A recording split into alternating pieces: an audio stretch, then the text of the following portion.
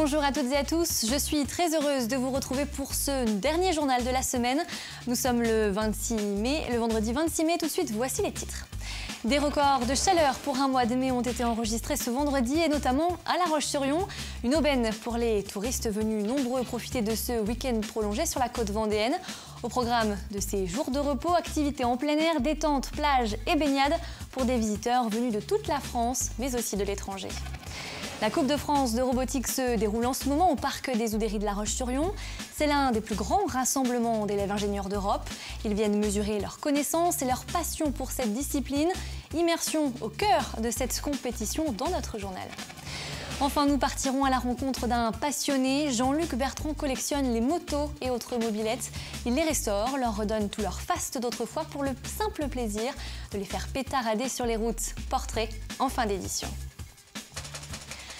Grand soleil sur l'ensemble de la France et des températures très chaudes. Un avant-goût de l'été pour tous les chanceux qui profitent de ce week-end prolongé de l'Ascension. Et notre département n'est pas épargné par cette vague de chaleur.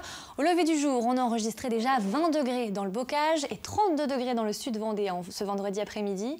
Il en était de même à La Bruffière, comme vous pouvez le constater sur cette carte. Selon Climat Vendée, nous avons dépassé les précédents records de chaleur pour une fin de mois de mai. À 16 h, le record de 30,7 degrés établi à La Roche-sur-Yon était battu puisque nous avons atteint les 31,3 degrés dans la capitale vendéenne. Elle fait donc partie du top 10 des villes les plus chaudes de France.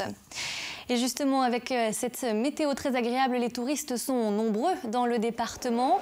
Les campings et autres hébergements touristiques font le plein. C'est le cas sur la côte et notamment à Saint-Jean-de-Mont. Plages, baignades, détente sont au programme de ces visiteurs. Ces derniers viennent de toute la France, mais surtout des départements voisins. Mais les clients étrangers font également leur grand retour. Marion Vigreux. Ambiance estivale sur la plage de Saint-Jean-de-Mont. Pendant que certains s'adonnent à des activités sportives, d'autres ont opté pour un démarrage de journée tout en douceur, comme Maxime et sa fille Alix. Jeux, piscine, plage, château, c'est simple, on travaille toute la semaine donc c'est bien. Ça reste simple et calme et reposant. Avec 28 degrés annoncés au plus chaud de la journée, la plage est une destination très prisée pour ce week-end de l'Ascension. Du côté de la base nautique, tous les cours de surf, de catamaran, de paddle et de char à voile ont fait le plein, comme au plus fort de la saison. La fréquentation augmente sérieusement depuis 2 ans là, sur ces ponts. Il y a quelques années, on avait plus de mal à déclencher les activités, mais là maintenant on a vraiment de la demande. Et puis comme on avait fait pas mal d'événementiels nous juste avant, là, du coup on a vraiment ce retour au niveau notoriété et c'est plutôt bien parce qu'on a pas mal de personnes qui viennent découvrir nos activités maintenant. Face à l'affluence, la base nautique est désormais ouverte toute l'année, été comme hiver. Et cette diversité d'activités que propose la station balnéaire est un vrai plus pour les touristes de passage. Ce matin, ils étaient nombreux à venir chercher des informations pour leur séjour. Je viens fréquemment et là je suis venu pour des renseignements sur entre autres les brocantes, vide-greniers, manifestations, un peu tout quoi. Il y a toujours quelque chose à faire. Je suis pêcheur en plus donc je peux aller à l'estacade pêcher. Du vélo, c'est vrai que c'est un circuit vélo extraordinaire hein, pour aller jusqu'à Saint-Gilles-Croix-de-Vie, Noirmoutier. Puis il y a plein de choses à voir autour. Hein. Moi j'aime bien le petit centre, c'est pas très grand, c'est pas trop petit. Il y a pas mal de petites choses à faire. Les balades à vélo, c'est super sympa parce que la mer elle est assez calme, il n'y a pas trop de grosses vagues, ils peuvent se baigner quand même avec plus de sécurité. Sur la côte, la saison touristique a démarré dès le mois d'avril. La clientèle est principalement française et familiale, issue de la région parisienne, de la Touraine et des Pays de la Loire. Là, on est déjà dans le gros de la saison, par des moments comme ça, par des pics. Avril, deuxième semaine d'avril, c'était une grosse semaine aussi. Là, c'est un gros week-end. Donc, on est en configuration saison, malgré tout. Ce qui est assez compliqué d'ailleurs pour les professionnels de s'organiser parce qu'ils n'ont pas forcément leur personnel saisonnier d'été sur l'avant-saison, sauf qu'il faut qu'ils fournissent le même niveau de service. Pendant que certains prennent leur premier bain de mer, sur la promenade, une grande roue panoramique est en train d'être installée. Elle passera tout l'été sur le front de mer. Une attraction de plus pour les touristes qui pourront découvrir de nouveaux points de vue sur l'océan, les lieux, le bourg et la forêt. Les premiers tours de grande roue sont prévus dès ce samedi. Mais si ce beau soleil fait plaisir aux touristes, il n'en reste pas moins dangereux pour la peau. En cette journée nationale du dépistage du cancer de la peau, le syndicat des dermatologues rappelle que 70% des mélanomes sont liés à une exposition excessive aux rayons ultraviolets. Les premières personnes concernées sont donc les touristes amateurs de bronzage non protégés sur les plages, mais surtout les professionnels comme les agriculteurs, les personnels du bâtiment ou encore les marins. Le cancer de la peau est celui pour lequel le nombre de nouveaux cas augmente le plus chaque année, 10% par an depuis 50 ans, souligne l'Institut national du cancer. L'enjeu de ce rendez-vous annuel est donc avant tout de sensibiliser et de rappeler quelques consignes de base pour se protéger et profiter du soleil en toute sérénité. Les conseils, c'est d'éviter les moments de grosse puissance UV. On dit classiquement entre midi et 4 heures, parce que c'est là que ça tape le plus. De rester à l'ombre, bien entendu, d'éviter l'exposition directe. Si on ne peut pas rester à l'ombre, de se protéger par les vêtements, parce que c'est ça la meilleure protection. L'idéal étant de mettre de la crème avant de sortir de chez soi et en cas d'exposition qui dure plus de 2 heures, en remettre au bout de 2 heures. Et bien penser à en remettre si on transpire ou si on va se baigner. Donc il faut se protéger, bien entendu, quand on va à la plage, quand on va à la mer, mais également dans toutes les activités du quotidien où on est exposé au soleil. Et avant de refermer cette page santé, prudence pour les allergiques aux graminées. Comme vous pouvez le constater sur cette carte du réseau national de surveillance aérobiologique, notre département est en niveau élevé concernant ces pollens. Les alternances pluie-soleil de ces dernières semaines ont profité à la croissance des herbes. Et avec cet épisode de grand soleil et de chaleur, les pollens se dispersent dans l'air. Il reste encore également quelques résidus de pollen de chêne dans le département. Dans le reste de l'actualité, au chapitre économie, le groupe ligérien La Boulangère, spécialisé dans la fabrication de pain et de viennoiseries industrielles, a décidé d'implanter une 7e usine de fabrication en Vendée. Elle sera située à La Chaise-le-Vicomte. Ce nouveau site de production représente 30 millions d'euros d'investissement. Son démarrage opérationnel est prévu fin 2018. Il devrait permettre la création de 150 emplois à terme. L'emploi fait d'ailleurs partie des grands axes de campagne des candidats aux prochaines élections législatives. Jusqu'à la veille du premier tour, la rédaction de TV Vendée vous propose de découvrir l'ensemble des candidats par circonscription dans un magazine spécial diffusé juste après le journal. Ce vendredi soir, nous vous proposons de retourner dans la 4e circonscription, celle du Haut-Bocage, pour faire la connaissance des autres candidats découverts ce mercredi. Car le laboureux rédacteur en chef de TV Vendée nous en dit plus. Oui, Apolline, on se retrouve donc juste après le journal pour la suite du magazine spécial élections législatives. Alors nous nous étions arrêtés aux 4 premiers candidats, ou plutôt candidates de la 4e circonscription. Nous allons poursuivre avec les 5 autres, toujours dans l'ordre établi par le tirage au sort réalisé par la préfecture. Dans cette circonscription, celle du Bocage, les électeurs auront donc le choix le 11 juin prochain. Vous l'aurez compris, entre 9 candidats, un seul homme et 8 femmes. L'un de ces candidats sera le nouveau député et remplacera Véronique Besse qui n'a pas souhaité se représenter. On se retrouve donc juste après le journal de la rédaction et en replay sur le site internet tvvendée.fr pour revoir les précédents magazines. Et à noter que l'ancien Premier ministre Jean-Pierre Raffarin est annoncé en Vendée lundi prochain. Il vient soutenir le candidat Les Républicains pour la 5e circonscription, Jean-Michel Lalère, actuel maire de Fontenay-le-Comte. Au programme de cette rencontre, la visite d'une exploitation agricole. On en vient au chapitre innovation puisque je vous le rappelle, tout ce week-end se tient la Coupe de France de robotique et Finale Robot au parc des expositions des Oudéries à La Roche-sur-Yon. Plusieurs centaines de jeunes s'y retrouvent pour partager leur passion de la robotique. C'est d'ailleurs l'un des plus importants rassemblements d'élèves ingénieurs d'Europe. Tous ont imaginé, construit et programmé leurs robots afin qu'ils réalisent différentes tâches. C'est sur ces capacités robotiques très exigeantes que le jury statue. Et le moins que l'on puisse dire, c'est que cette compétition réserve parfois des surprises. Grégoire de Châtillon s'est glissé parmi les compétiteurs. Les matchs se déroulent en 90 secondes sur une aire de jeu de 3 mètres sur 2. Les robots ont été programmés à la fois pour récolter des matériaux sur une partie de la table et ensuite aller les déposer plus loin. Prendre des éléments, les jeter également, on a du tir, ce qu'on appelle du tir balistique. Les équipes n'interviennent pas pendant les 90 secondes, le robot est autonome. Donc c'est la programmation qui aura été faite avant qui est fondamentale. Au moins 6 mois de préparation pour 200 équipes en compétition.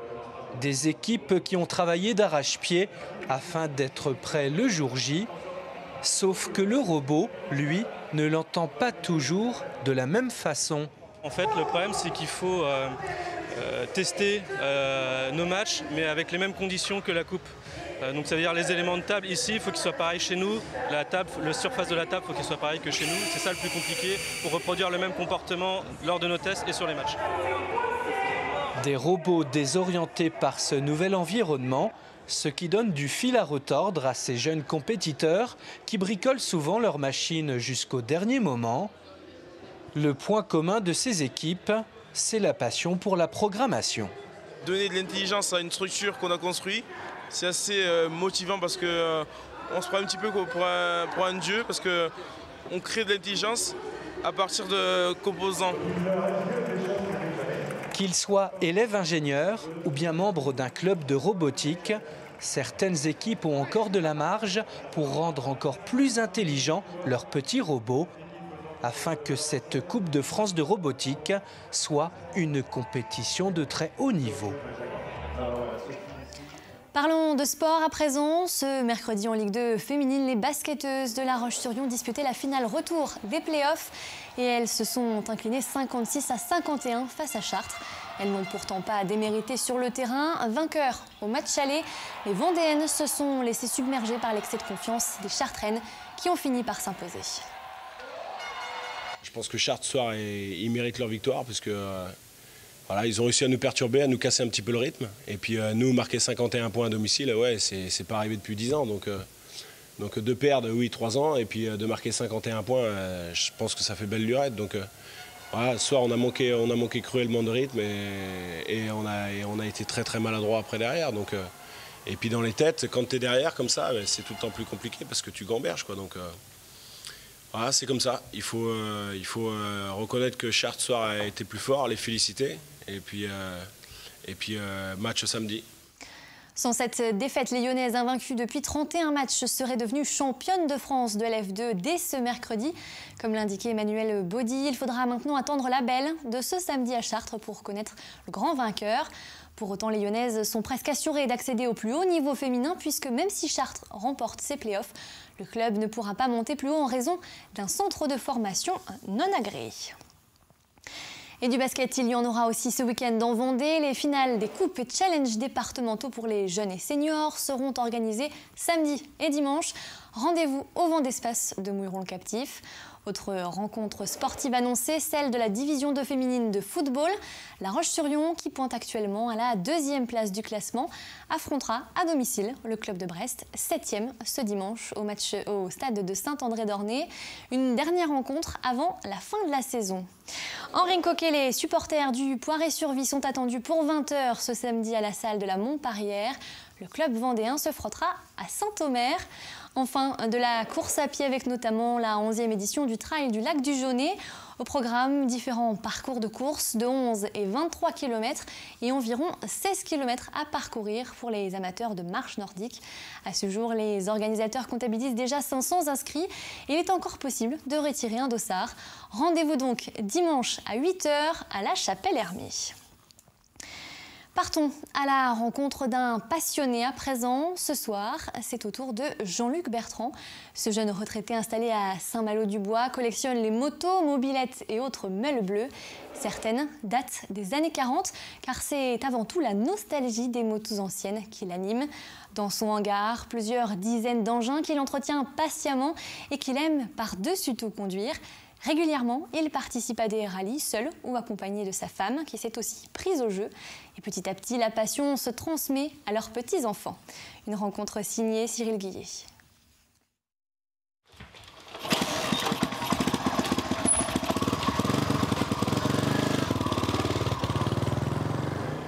Je crois que démarrer une moto et entendre le bruit aussitôt, ça pédarade un petit peu. Chaque moto a son son. Aujourd'hui, les motos modernes ont pratiquement toutes le même son. Quand on les entend passer, c'est... Ici, c'est un pout, voilà, et chacune a un son particulier. Et c'est presque une musique, quoi.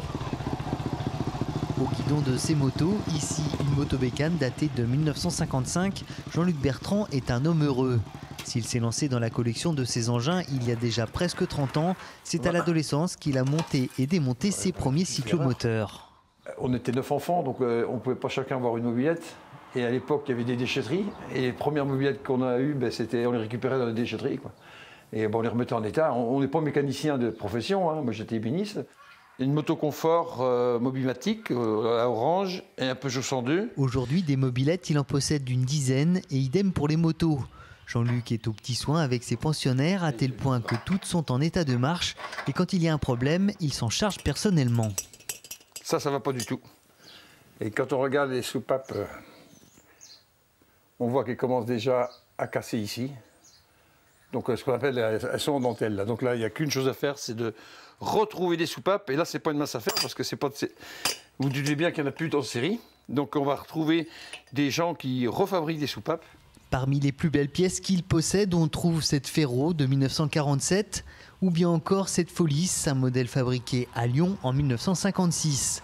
La plus ancienne, elle, est datée de 1940 et estampillée Favor.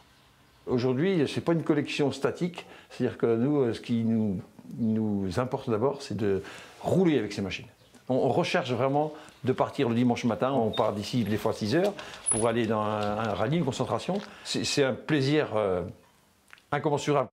Chez les Bertrand, le virus s'est rapidement propagé. À ce jour, 3 générations sont touchées et dès qu'ils le peuvent, ils partent en famille pour avaler les kilomètres. J'ai commencé tout seul, mais dès qu'on a pu faire les rallyes à 2, on les a fait à tous les 2 et ensuite avec nos enfants. Et bientôt, ce sera les petits-enfants, c'est pour ça qu'il nous faut du matériel d'avance. Malgré les pannes et les caprices mécaniques, depuis 1990, avec sa femme, il participe en moyenne à 5 rallyes par an et ne compte pas en rester là. Regardons la suite de la météo de ce week-end prolongé. Le ciel sera un peu plus chargé en nuages samedi et dimanche, mais le soleil restera bien présent et continuera à réchauffer l'atmosphère. Les températures oscilleront entre 17 degrés le matin et 27 et 30 degrés l'après-midi. Prudence, le soir et pendant la nuit, des orages sont attendus. Le bulletin météo de Fanny Poirier arrive tout de suite après ce journal. C'est la fin de cette édition. Merci de l'avoir suivi. Je vous donne rendez-vous lundi pour un nouveau point sur l'actualité. D'ici là, passez un très bon week-end.